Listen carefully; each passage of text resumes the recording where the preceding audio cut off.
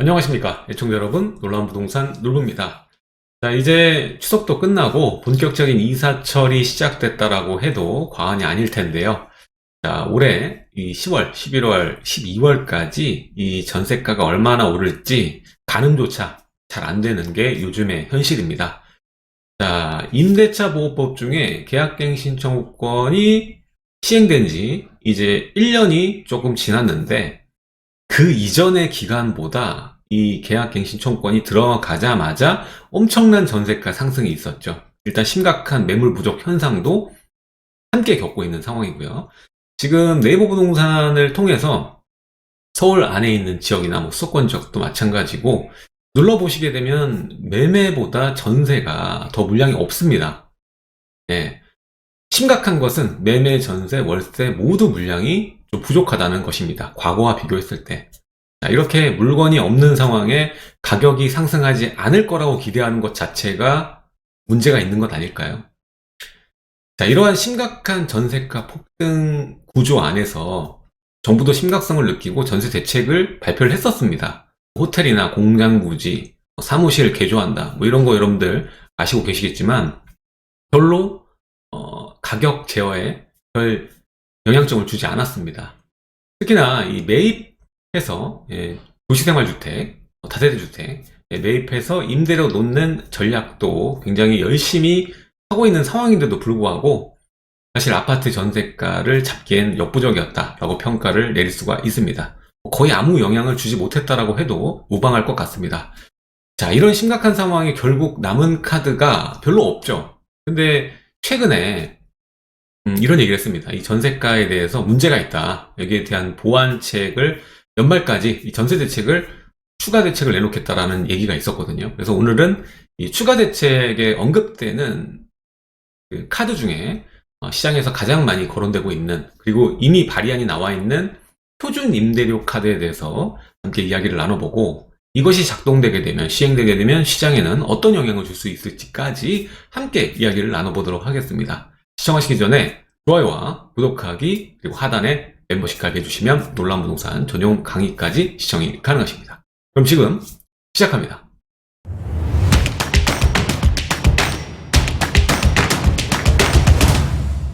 자, 현재 가장 심각한 그 전세가 상승을 기록한 곳은 당연히 이제 강남입니다. 금액 자체가 높기 때문에 조금만 올라도 많이 오른 것처럼 보이기도 합니다.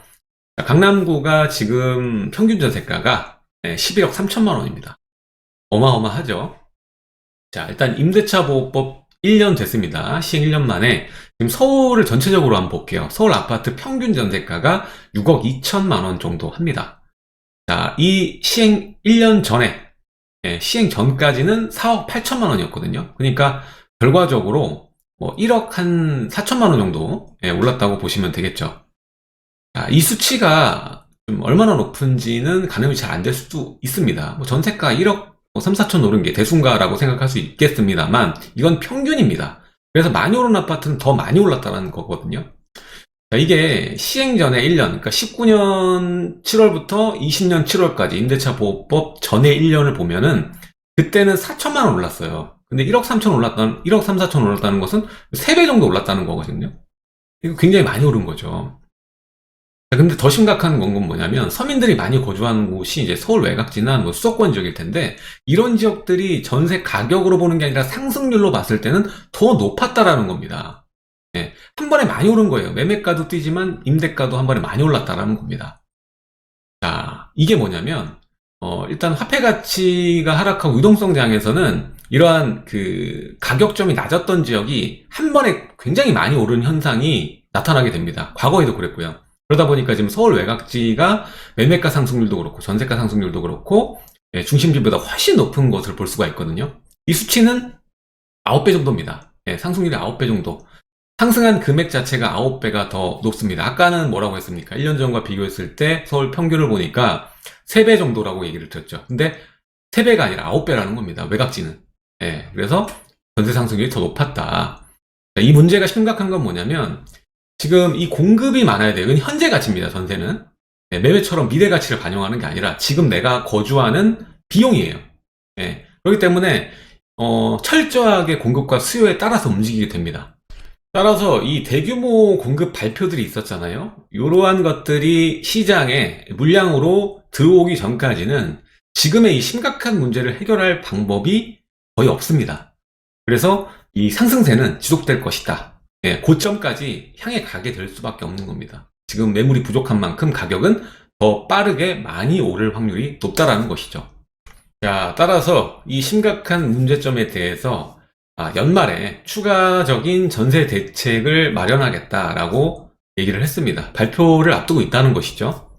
자, 일단 현재 가장 큰 요인은, 전세가 폭등의 요인은 이 임대차 보호법의 부작용이라고 볼 수가 있겠습니다. 그 중에 이제 계약갱신 청구권인데, 지금 이것으로 인해서 이중 가격이라고 얘기를 하고 있어요, 정부에서는. 그러니까 계약갱신을 유지하는 그 시세와 신규 계약권과의 가격 괴리가 심하다. 2배 이상 차이 나고 이런 지역이 많다. 이 얘기를 하고 있어요. 그래서 이거를 두고 이중 가격이다라고 지금 얘기를 하고 있거든요. 근데 이건 사실 엄밀히 따지자면 이중 가격이 아니고 계약갱신 청구권이 유지되는, 행사되는 한 그 안에서 일시적인 가격일 뿐이에요. 이걸 두고 이중 가격이라고 하면 안 되죠. 이 가격이 유지될 가격이 아니잖아요. 일시적으로만 그 가격으로 있는 거 아닙니까? 갱신권 하에서. 그래서 이걸 이중 가격으로 놓으면 되지 않고요. 신규 계약권이 시장 가격인 거고 계약갱신 청구권 하에서 일시적인 저렴한 가격일 뿐입니다. 예, 이걸 두고 이중 가격을 해결하겠다라고 얘기하는 그 자체가 문제라는 거예요. 이런 접근법으로 들어가면 또 시장 괴리감을 만들어낼 수밖에 없는 추가 대책이 나올 수밖에 없는 겁니다. 상식적이지 않는 전세 대책이 또 나올 수 있다. 지금 이중 가격이라고 얘기를 하고 있는 것 자체가 문제다. 이 얘기를 드리고 싶습니다. 자, 아무튼 그래서 지금 이 전세가 상승, 거의 폭등에 가까운 이 상승을 어떻게든 제어를 해야 되는 게 정부에서는 굉장히 신경이 쓰일 거예요. 숙제기도 하고. 그래서 지금 남아있는 카드가 없고 공급이 대안이 될 수 있으나 사실 매매는 이 3기 신도시다. 그리고 이런 저렴한 가격으로 서울의 이 심장부에 주택을 나중에 가질 수도 있다. 이런 사전청약 제도를 통해서 어느 정도 묶어놓을 수 있겠습니다만 이 임대가는 이런 것들로 묶을 수가 없습니다. 현재 가치니까. 자, 그래서 지금 카드가 정말 없어요. 이 전월세를 제어하기 위한 카드가. 그래서 좀 얘기가 나오는 게 예전부터 계속 얘기가 나왔던 게 표준임대료입니다. 그래서 오늘 표준임대료에 대해서 얘기를 하는 거예요. 자, 이 표준임대료가 쉽게 얘기하자면 정부에서 임대가를 정해주는 겁니다. 네, 쉽게 얘기해서. 좀 더 면밀하게 디테일을 보자면 지자체에서 여러 가지 조항을 정해놓고 이 물가 상승률이나 그리고 주변 시세나 이런 것들을 고려해서 전세와 월세의 상한선 이 이상 가격으로는 올리지 못한다. 이런 거를 산정하는 거예요. 퍼센트를 정하겠죠. 5%부터 10%, 15% 이런 식으로 정하겠죠. 그래서 상한선을 정하는 것을 표준임대료라고 보시면 되겠는데 이게 아예 진행되지 않을 거라고 단언할 수 없는 게 이미 개정안이 발의가 돼 있는 상태입니다. 그리고 이 얘기가 이번만 나온 게 아니라 수차례 나왔었어요. 표준임대료에 대해서는. 전월세 가격을 통제하기 위한 수단으로. 그리고 실제로 이것을 하는 선진국도 있어요. 예. 예. 기사를 찾아보시면 쉽게 볼 수가 있는데 독일에서도 요거를 진행했었는데 굉장한 심각한 부작용을 겪었어요. 최근에 이런 기사들이 나왔거든요. 그런데도 불구하고 이게 지금 거론되고 있습니다. 이것밖에는 방법이 없으니까. 근데 이게 진행되면은 정말 우리나라가 부동산 시장이든 이 국민의 그 모든 자산 형성에 크게 심각한 영향을 초래할 수 있다는 것을 여러분들께 꼭 얘기를 드리고 싶습니다. 자, 임대료가 이렇게 상한이 정해지면 싸지면 좋은 거 아닌가라고 생각할 수 있어요. 당장은 좋을 수 있겠습니다만 표준 임대료를 시행하고 우리가 거기에 대한 적용을 받게 되잖아요. 그러면 우리 자녀들에게 평가받을 때 정말 최악의 제도, 최악의 수로 평가될 것이 바로 이 표준 임대료다. 자, 일단은 이 가격 통제를 하기 위한 밑그림들은 다 그려져 있습니다. 시스템으로 얘기를 하자면 그런 의도가 있든 없든 간에 시스템은 갖추고 있다. 자, 일단 전월세 신고제가 이제 임대 3법 3위 일체로 이번 6월부터 들어갔죠. 그래서 벌써 93만 건인가 데이터를 축적했다고 얘기를 하고 있습니다. 그래서 이 전월세 신고제가 이제 의무화가 됐잖아요. 매매 실거래가 신고와 더불어서 이제 전월세 가격도 의무사항으로 신고가 됩니다. 그래서 전세와 월세 데이터베이스가 차곡차곡 지금 구축이 되고 있는 거예요. 예. 이게 구축이 되면 어떻겠습니까? 이제 지역별로 이제 시세와 이런 변동폭 이런 것들을 파악할 수가 있는 것이고, 그렇게 되면 가격을 어느 정도 제어할 수 있는, 컨트롤할 수 있는 제도도 마련할 수 있다라는 말과 같습니다. 자, 그래서 이 표준임대료 카드가 나온다는 것은 결국에는 이것저것 방법이 다 안 통하니 이 가격 상승을 강제로라도 막겠다, 뭐 이러한 풀이를 할 수가 있는데, 지금 여기서는 이중 가격을 핑계를 두고 있고요. 그리고 지나친 임대료 상승을 막아야 된다, 이런 프레임을 가지고 있거든요. 자, 근데 이게 다른 우리가 심각하게 말하는 계약갱신 청구권이 심각했다, 이건 최악이다라고 얘기를 하잖아요. 근데 표준 임대료는 더 심각한 거예요. 이거는 우리나라 역사상 최악의 수로 기록이 될 수 있다니까요. 자, 왜 그러냐면 이게 하나하나 제가 말씀드릴게요. 일단은 지금 임대사업자에 대한 혜택을 점차적으로 축소해서 거의 없다시피 하잖아요. 자, 이러면 그 아파트는 이제는 뭐 등록도 안 됩니다, 임대사업자. 그렇게 되면서 지금도 민간 임대 그 물량은 축소되고 있습니다. 예, 자동 말소가 되고 있고, 그러면서 원래 시세로 돌아오고 있죠. 원래는 이제 5% 지켜주면 혜택을 주는 거였는데, 그게 이제 표준임대료를 강제로 얘기를 하자면 이 임대사업자는 혜택을 주면서, 당근을 주면서 채찍을 뿌리는 것이거든요. 그래서 이게 민간 임대사업자가 폭증하던 그 시기에는 임대가가 상당히 안정됐다는 거 제가 영상에서 한번 말씀드렸었죠. 어쨌든 돌아와서 민간 임대가 지금 혜택 축소로 인해서 민간 임대 그 수량도 축소되고 있고, 또 자동 말소 물량도 있기 때문에 굉장히 많이 이제 임대사업자의 저렴한 임대료를 받던 수요들은 시장으로 다시 내몰리게 됐죠. 시장 가격에. 그렇게 되고, 이렇게 표준 임대료를 진행하게 되면 상한제가 생기게 되면 어떻겠습니까? 이게 수익률도 맞춰질 수 없고, 추가로 주택을 사는데 대해서 돈이 정말 자산이 많으신 분들, 자본이 많으신 분들이야 자산을 늘리는데 주력할 수밖에 없기 때문에 뭐 수익률이 좀 낮아도 매입을 하겠지만, 일반적인 우리 민간 임대 물량들, 민간에서 임대로 내놓은 물량들 상당수는 이제 시장으로 내보내줄 수밖에 없습니다. 그렇게 되면 결국에는 그 임대 물량을 제공을 해야 되기 때문에 정부에서는 민간 임대가 축소되게 되면 결국 이제 기업형 임대를 성장시킬 수밖에 없습니다. 물량들을 뭐 새로 오래된 시설들을 개발을 해서 이렇게 임대 물량으로 만든다던가, 지금도 얘기 나오잖아요. 용적률이나 뭐 이런 것들 하고, 호텔도 매입해가지고 이런 도시생활주택이나 이런 걸로 지금 바꾸는 작업들이 한창이잖아요. 그게 이제 직영률이 올라가는 거죠. 이게 분양하는 게 아니라 직영률이 올라가게 되면서 이렇게 기업형 임대가 이제 성장하는 시장으로 떠오르게 될 거예요. 예. 민간엔 혜택이 없으니까 기업으로 하게 되면 아직 혜택이 남아있는 게 있거든요.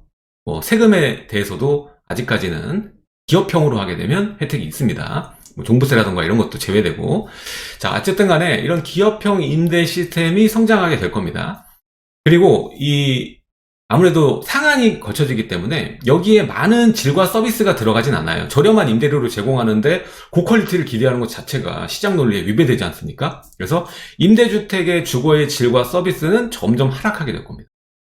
이 상한 때문에 시간이 가면 갈수록 화폐 가치는 녹아내리는데 임대료는 거길 따라가지 못하게 되는 거예요. 그렇게 되면 기업 입장에서나 뭐 민간 입장에서나 마찬가지죠. 지금 말도 안 되게 싸게 임대를 놓고 있는 거고, 이거를 유지하는 데 있어서 메리트가 없지 않습니까? 예. 그러다 보니까는 당연히 거기에 있는 서비스, 주거의 질, 이건 낮아질 수밖에 없고, 아니면 나가라 이거예요. 빈집으로 놔둬도 될걸요? 그때쯤 되면. 예. 그러다 보니까 당연히 주거의 질과 서비스는 하락하는 수순을 맞게 된다. 자, 근데 문제는 아까도 말씀드렸죠. 아니면 나가라고. 예. 아니면 나가라고. 임대료는 떨어져도 이 매물 부족이 만성화 될 겁니다. 더 짓기도 어렵고요. 예, 어차피 실익이 없는데 뭐하러 짓겠습니까? 당연히 이제 수량은 줄어들 수밖에 없겠고, 수량이 줄어들면 매물 부족. 예, 매물은 계속 없는 거예요. 이걸 더 지어봐야 가지려는 사람이 별로 없으면 당연히 이제 매물 부족이 만성화 될 수밖에 없는 것이죠. 자, 근데 중요한 건 뭐냐면 자본이 많으신 분들은 통감하겠지만 수익률이 좀 낮아도 이 물건을 사시는 분들이 굉장히 많거든요. 자산을 계속 늘려놓는 분들이 많습니다. 특히나 뭐 우리가 독일 얘기를 하는데 독일은 그 상위 몇 퍼센트가 자산을 다 가지고 있어요. 그래서 하위 50%가 가지고 있는 자산이 1.3%밖에 안 된대요. 나머지 분들이 거의 자산을 다 가지고 있다는 소리거든요.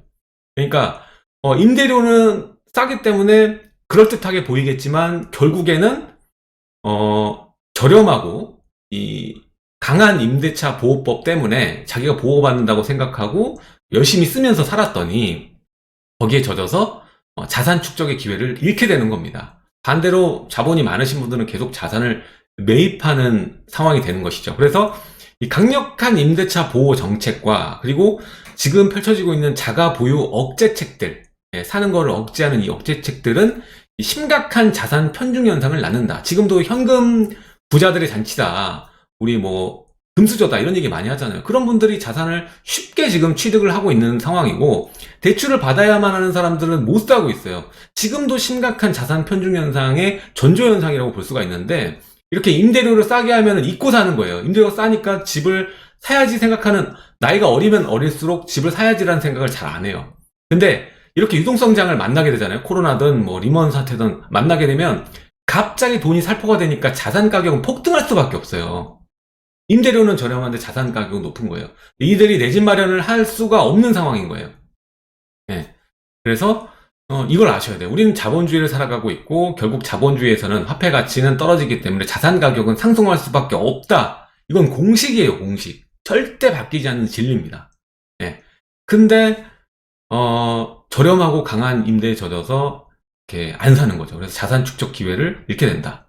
예. 욜로, 뭐 워라밸 이런 걸 주장하면서 그냥 뭐 캠핑 가고 뭐 하고 하게 되면 개미와 배짱이 이야기처럼 뒤돌아봤을 때 본인은 사는 데는 지장 없죠. 근데 주거의 질과 서비스는 하락돼 있는 상태고, 예. 게다가 살려고 이제 보니까 이제 이 집에서 못 살겠다 살려고 보니까 이사갈 집도 마땅치 않고 매물 부족 때문에 그리고 살려고 보니까 너무 비싼 거예요. 매매와 그 강력하게 통제된 임대료라는 그 가격에는 괴리가 엄청나게 되는 거죠. 시간이 가면 갈수록.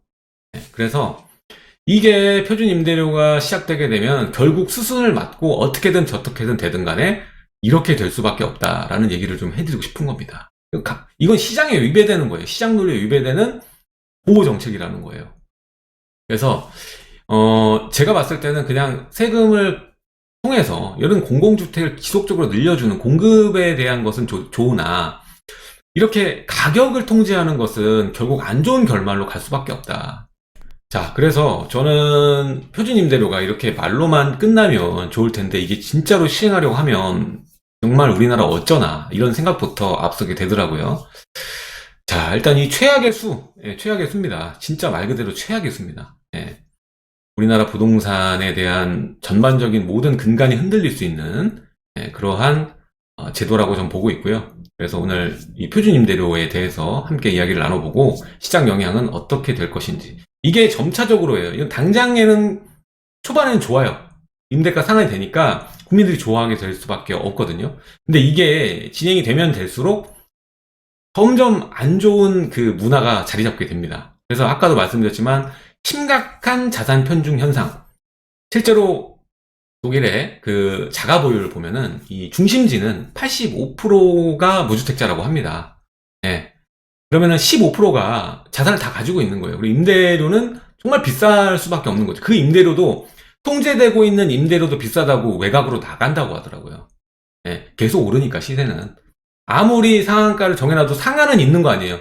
상한 5%든 10%든 올라가는 건 올라가는 거 아닙니까? 이걸 못 버티고 밖으로 가게 되더라.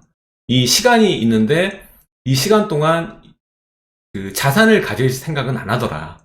네, 싼 값에 살고 있다는 생각 때문에.